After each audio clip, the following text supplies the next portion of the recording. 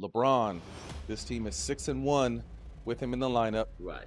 but the numbers aren't LeBron-ish numbers. Well, He's at 16, 8, and 5 in about 33 minutes. But with that said, this team is still, again, second in the West. His point streak came to an end at 1,297 points, but in typical LeBron fashion, instead of extending that streak, what did he do? He made the right play for a game-winning shot for Hachimura, and that's something that people have always knocked LeBron on is the killer. But LeBron has always been that Magic Johnson, that LeBron type player that's going to make the right play no matter what. At this age, what is he, 41? It's going to take him at least 20 games to really, 25 games to we know that, but we to know get that as oil, NBA ball players. to get that oil back running through his system and getting his joints right. And you know, obviously he had a huge game he had a huge game in Philly the other night, where it looked like vintage Bron. He dropped 28 and, you know, damn near a triple-double. Now he's back.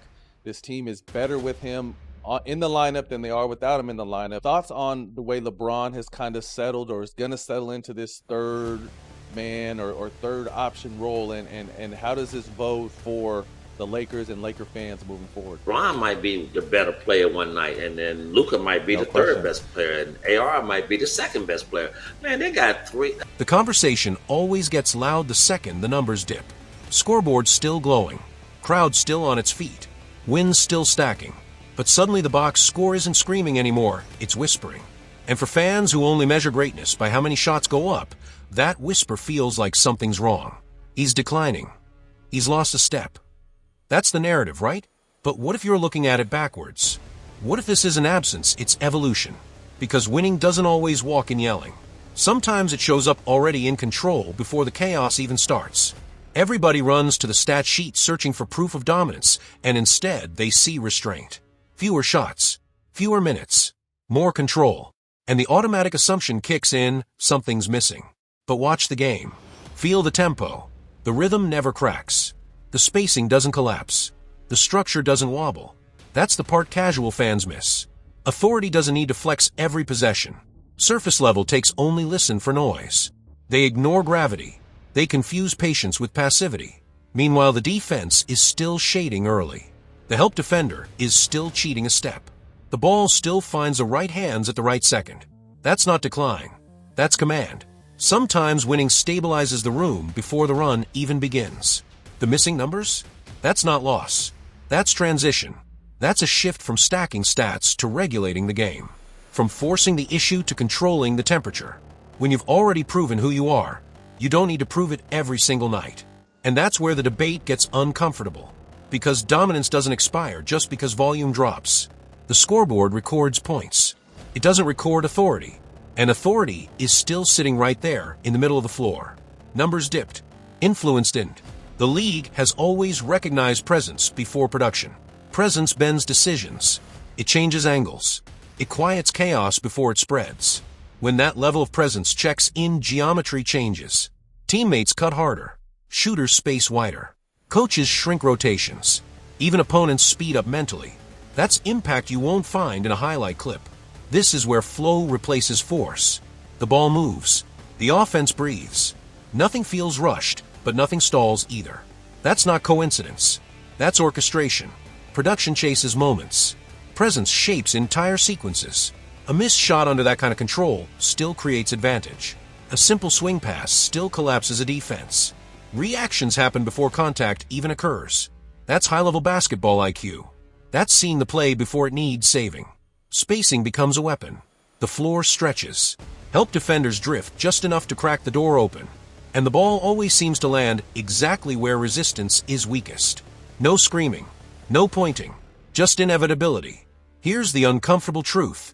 Output can be replaced. Presence can't. You can plug in points. You cannot plug in gravity. And the game knows the difference. That's why structures adjust. That's why schemes bend. Reduced scoring doesn't mean reduced control. It just means the influence has gone invisible to the untrained eye. And if you're still judging greatness purely by shot attempts, you're watching the wrong layer of the game. And let's talk about clutch, because that word gets abused. We've reduced it to buzzer beaters and chest thumps. But closing isn't about noise. It's about correctness. The right decision beats the loud one every time. When a scoring streak ends by choice, not failure, that tells you everything. The defense collapses. The read is instant. The pass leaves the hands. The rotation is a half-second late. The shot drops. Game tilted. Not because of ego, because of control. So here's the real question. Are you chasing volume, or are you recognizing authority? Because one fades with time. The other evolves. And if you can't see the difference, you're going to keep calling dominance decline. Let me know in the comments, are the numbers lying, or are we just finally understanding what control really looks like? The result is already decided before the noise even peaks. And that's what people don't get. The right ending beats the loud ending every single time, because games aren't judged by who screams the most, they're judged by who closes it. Ego wants the headline. Control wants the win. The right play doesn't wait for applause. It shows up the second the defense makes its final mistake. That's it. No drama required. No hero speech. Just execution. And when it happens, the arena doesn't gasp, it nods. Because deep down, everyone saw it coming. The possession unfolds exactly how it should. No panic. No chaos.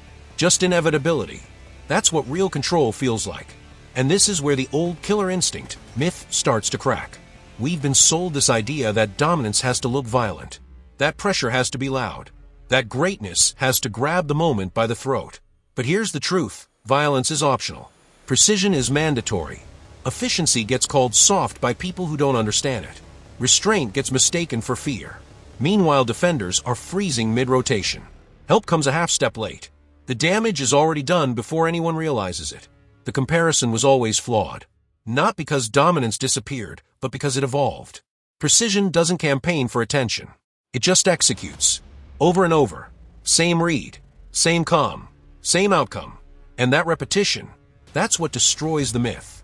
Not debate. Not hot takes. Repetition. Violence is optional. Precision is not. And the league rewards consistency way more than theatrics, whether fans want to admit it or not. Time strips away excess. It doesn't strip away control. The first thing that fades is waste. What stays is function. Watch closely. The body adjusts. The pace becomes intentional. Nothing forced early. Nothing chased recklessly. Patience turns into a weapon.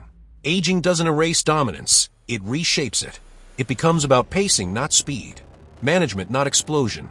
The game looks slower because it's being controlled, not because it's slipping away. That's a huge difference. And here's the part that scares opponents. The power is still there. It's just stored. When the choice is taken away, when the moment demands it, the burst shows up instantly. No warning. The sequence tightens. The defender reacts late. The crowd snaps back to reality. Power appears when required because it hasn't been wasted. That's not decline bouncing back. That's dominance applied efficiently. The switch still flips. Every time. Hierarchy says one alpha, one closer, one savior. Control doesn't care about that. On any given night, gravity shifts. One player scores. Another initiates. Another steadies the storm. That's not weakness. That's alignment. Control doesn't need a throne. It needs cohesion. The obsession with ranking only exists for fans arguing online. The game itself only cares about resolution. And when authority gets redistributed instead of removed, the system gets stronger. When control stabilizes, gravity spreads. Suddenly you've got multiple closers, multiple threats. The pressure doesn't collapse onto one pair of shoulders. The floor stays balanced. The system doesn't crack because one option fails. That's resilience. That's modern power. And modern power doesn't waste energy chasing dominance. It protects it. Waste creates exposure. Efficiency protects the crown. Leadership gets quieter. Decisions get earlier. The noise fades. And the wild part, the game adjusts around it. The numbers might dip. The wins don't.